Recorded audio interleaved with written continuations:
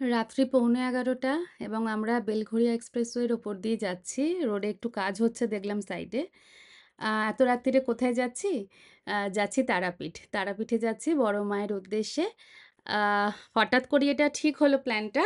আমরা যে পুরোহিতের থ্রু পুজো দিই আরকি, উনি ফোন করে জানালেন ওনাদের ২ দিন পালা আছে, শুক্রবার আর শনিবার। তো শুক্রবার পুজো দেওয়াটা আমাদের মানে বাড়ি থেকে বেরোনোটা সম্ভব ছিল না, তখনই জেনেছিলাম বলে। এবং আমাদের একটা মানে আমার সাথে আমার ভাই যাচ্ছেও, তারই বার্থডের পার্টি ছিল শুক্রবার দিন রাত্তিরে। তো সেটা অ্যাটেন্ড করে আমরা ৩ জনে রওনা দিয়ে দিয়েছি তারাপীঠের উদ্দেশ্যে। শনিবার মানে উল্টো রথের দিন আমরা বড় মায়ের পুজো দেব। ৩:৩৪ আর দেখতে, দেখতে আমরা তারাপীঠ পৌঁছেও গেলাম। একদম সোনার বাংলার অপোজিটে আ গাড়িটা পার্ক করেছিলাম। দোকানপাট তো এখন এত ভোরবেলা কোথাও খোলে না, কাজেই কোনো অসুবিধা হবে না।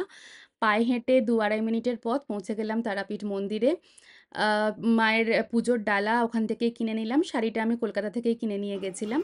তো একদম ভোরবেলা যে ৪টের সময় দোর খুলে মায়ের আরতি হয়, সেই সমস্ত কিছু দেখার সৌভাগ্য হলো। আবার বেশ কিছুদিন পরে একদম মন্দিরে ঢুকে সুন্দর করে বসে অনেকক্ষণ ধরে পুজো আরতি সব দেখলাম। দেখে মনটা সত্যিই ভীষণ, ভীষণ শান্তি পেলাম, ভীষণ শান্তি পেলাম বড় মাকে আবার দেখে।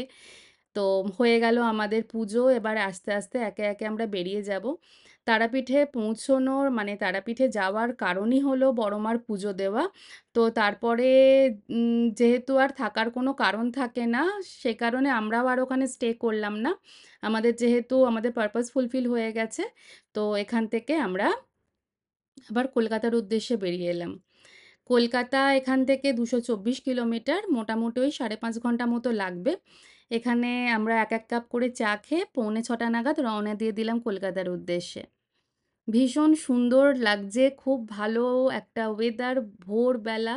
যদিও নিম্নচাপ চলছে কিন্তু খুব অত্যাচারী বৃষ্টি নয়। হালকা, হালকা ঝিরিঝিরি বৃষ্টি পড়ছে, কখনো একদম টিপটিপ বৃষ্টি পড়ছে। কিন্তু এই বৃষ্টি পড়ার কারণে প্রকৃতি একদম সজীব সবুজ উজ্জ্বল হয়ে উঠেছে। তাই ২ চোখ ভরে এত ভোরবেলার পৃথিবীকে দেখতে সত্যি খুব সুন্দর লাগছে। এখানে একটুখানি রেস্ট নিয়ে নিলাম। রেস্ট বলতে ঠিক রেস্ট না, দাঁড়িয়ে একটুখানি মাটির গন্ধ অনুভব করা, স্যাঁতস্যাঁতে যে সোঁদা গন্ধ, সেই গন্ধ আমার নিতে খুব ভালো লাগে।